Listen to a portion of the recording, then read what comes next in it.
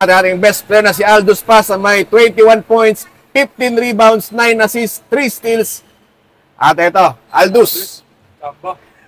Aldous, nakita natin kanina na dikit yung laban. Pero, at saka napansin din namin na mula nung dumating ka sa liga na to, sa team na to, ay nagsunod-sunod na yung panalo. Pero ano yung naging motivation at focus mo para makuha itong panalo mo? Sabi ko lang sa mga teammate ko, huwag kayong matakot tumira, re-rebound ako. Yun lang, tapos minomotivate ko sila hanggat nasa loob. Give and go, pagpasa, tira, pag libre, tira, pag open, tira. Tapos depensa, tulong kami sa depensa, siguro kaya namin ako yung panalo. Okay, Aldous, marami nagsasabi, kapag ang kuponan kailangan manalo, si Aldous Paz ang kailangan. Ano masasabi mo sa kasabihan na yun? Mahirap yun, baka mamaya sabi-sabi lang yun, hindi totoo yun ha.